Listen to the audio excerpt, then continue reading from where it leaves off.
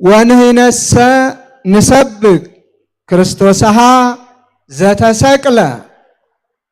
አንደኛ ቆሮንቶስ ምዕራፍ 1 ቁጥር 23። እኛስ የተሰቀለውን ክርስቶስን እንሰብካለን። ይህን ቃል ተናገሩት ሁላችሁም። እኛስ የተሰቀለውን ክርስቶስን እንሰብካለን። ስለኛ የተሰቀለውን፣ ስለኛ በቀራንዮ አደባባይ በመልዕልተ መስቀል ተሰቅሎ ደሙን ያፈሰሰውን፣ እኛን ያዳነንን፣ በመስቀሉ ሰላምን ያደረገውን፣ የራቀውን ያቀረበውን፣ ነፃነት ላጡ ነፃነትን የሰጠውን፣ የተዘጋውን ከፍቶ ወደ መጀመሪያው ዘላለማዊ ደስታ ወዳለበት ወደ ገነት እንድንገባ የፈቀደውን፣ ኃጢአተኞችን ያጸደቀውን ያነጻውን፣ በአጠቃላይ የራቁትን ያቀረበውን፣ በቸርነቱ የመገበንን የሚመግበውን፣ ካለመኖር ወደ መኖር የፈጠረንን፣ ሁሉንም የሚታየውንም የማይታየውንም የፈጠረውን ክርስቶስን አምላካችንና መድኃኒታችንን ኢየሱስ ክርስቶስን እንሰብካለን። ስለ ኢየሱስ ክርስቶስም እንመሰክራለን። እንደ መላእክቱም ያለማቋረጥ ቅዱስ ቅዱስ ቅዱስ አሸናፊ እያል አሸናፊነቱን፣ ዘላለማዊነቱን፣ የገዢዎች ገዢ መሆኑን፣ የአማልክት አምላክ መሆኑን፣ ሁሉን የፈጠረ አምነን እናሳምናለን፣ እንሰግድለታለን፣ እንንበረከክለታለን። በዚህ ቃል ነው የምንመራው። እኛም የምንሰብከው የተሰቀለውን ክርስቶስን ነው ያለ ቅዱስ ጳውሎስ። አዎ ብዙዎቹ ለየራሳቸው አማልክቶችን አቁመው እንደመሰላቸው እንደ አእምሯቸው ውጤትና እንዳስተሳሰባቸው ከሌሎች ከናንተ አማልክት የኛ ይበልጣሉ የሚሉ ነበሩና ከሰማይ የወረደውን ከቅድስተ ቅዱሳን ከድንግል ማርያም የተወለደውን ለሰው ልጆች ነፃነት የሰጠውን የኛን ዕዳ በደል የተቀበለውን ቁስላችንን በቁስሉ የፈወሰንን ሞታችንን በሞቱ ሞትን ድል አድርጎና ነስቶ ነፃነት ያጎናጸፈንን ክርስቶስን እንሰብካለን፣ መድኃኒታችን ኢየሱስ ክርስቶስን እናመልካለን ሲል በአደባባይ ሐዋርያው ቅዱስ ጳውሎስ መስክሮልናል። የኢትዮጵያ ኦርቶዶክስ ተዋሕዶ ቤተ ክርስቲያንም ትናንትም ዛሬም ነገም እስከ ዕለተ ምጽአት የምትሰብከው የምታምነው የምትናገረው የምትመሰክረው ቅዱስ ጳውሎስ ያስተማረውን ሐዋርያት ያስተማሩትን ከአምላካችን ከመድኃኒታችን ከኢየሱስ ክርስቶስ ቃል በቃል የተማሩትን ባደረበት አድረው በዋለበት ውለው ታምራቱን ተመልክተው ርሁባንን ሲመግብ ሲያጠግብ፣ ሙታንን ሲያስነሳ፣ ለምጻምን ሲያነጻ፣ ድውያንን ሲፈውስ፣ መጻጉን አልጋህን ተሸክመ ሂድ ብሎ ነፃነቱን ሲያወጅለት ያዩትን ነበርና የሰበኩት። ያስተማሩንን ይዘን እንሰብካለን፣ እናስተምራለን። ታዲያ አበው እንደሚሉት ጓሮ ሲያረጅ ምን ያበቅላል ነው የሚባለው? ንገሩኝ እስኪ። ጓሮ ሲያረጅ መጭ የሚባል ታውቃላችሁ? ኑግ መሰል ነው መሰለኝ፣ ግን የኑግ ፍሬ አይሰጥም። መሰል ነው። መሰል አደገኛ ነው። ብዙ ጊዜ ኑግ ይመስላል፣ ግን የኑግ ፍሬ አይሰጥም። ጓሮው ሲያረጅ ለሰው ልጆች የሚጠቅመውን ምግብ የሆነውን ማብቀሉን ይተውና ሙጃውን፣ አራሙቻውን፣ መጩን የመሳሰለውን ነገር ማብቀል ይጀምራል። ኢትዮጵያም ኢትዮጵያዊነቷ ያረጀ ይመስል ያረጀች አስመስለው ታላቋንና አንጋፋዋን ኦርቶዶክሳዊ ተዋሕዶ ቤተክርስቲያን ገና ሳይፈጠሩ በጣዖት አምልኮ በሰከሩበት ሰዓት ማንነታቸው ሳይታወቅ ክርስቶስን የምታመልከውን ክርስቶስን የምትሰብከውን ለክርስቶስ የምትገዛውን ታላቅና አንጋፋ ቤተክርስቲያን ስም ሲሰጧት እንሰማለን። ነውርም ሲያዋጡላት እናያለን።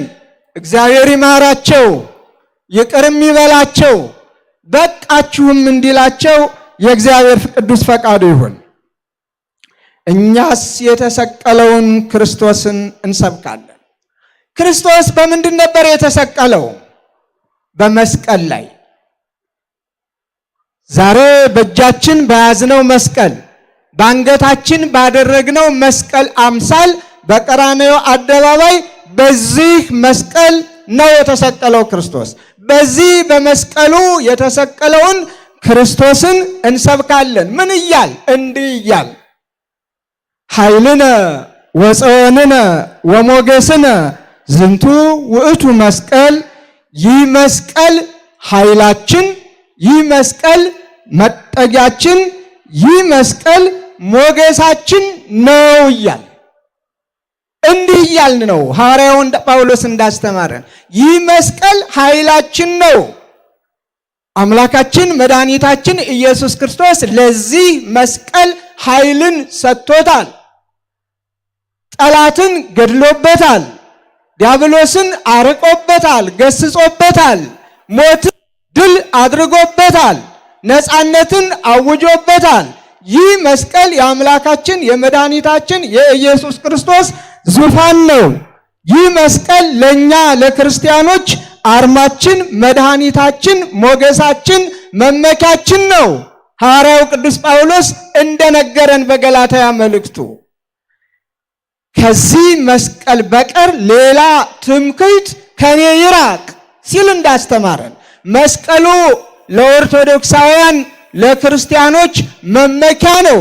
መስቀሉ ለኦርቶዶክሳውያን ለኛ ለክርስቲያኖች ኃይልና ጽዮን ነው።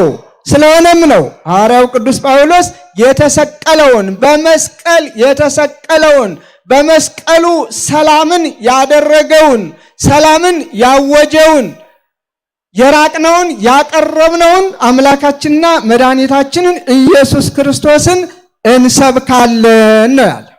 ታዲያ የመስቀሉን ቃል ያልተረዱትን የመስቀሉ ቃል ያልገባቸውን አሁንም ሐዋርያው ቅዱስ ጳውሎስ እንደነገረን የመስቀሉ ቃል ለሚጠፉት ሞኝነት፣ ለኛ ለምንድን ግን የእግዚአብሔር ኃይል ነውና ብሎ እንዳስተማረን በዚሁ ቅድም በጠቀስኩት ምዕራፍ የመስቀሉ ቃል ላልገባቸው የመስቀሉን ነገር ላልተረዱ ሞኝነት ለሆነባቸው ቅድስት ቤተ ክርስቲያን በመስቀሉ የተሰቀለውን አምላካችንን ኢየሱስ ክርስቶስን ታስተምራለች፣ ትሰብካለች። ዛሬን ስናስታውስ የዕለቱን ባለታሪኮች ማስታወስ ግድ ነው። ቅድም ክቡር ከንቲባው አቶ ጎሹ እንዳላማው ጠቅሰውልናል። እነ ሌኒን በዓሉን ስናከብር ዕለቱን ማስታወስ ባለታሪኮችን ማስታወስ ግድ ነውና፣ በአንጻሩም በቤተ ክርስቲያን ላይ ፈተና ያደረሱትን በጊዜያዊ ኃይልና ጉልበት ትምክህት በቅድስት ቤተ ክርስቲያን ላይ ከባድ ፈተና የጫኑትንም እናስታውሳቸዋለን በመጠኑ የመስቀሉ ቃል ስላልገባቸው።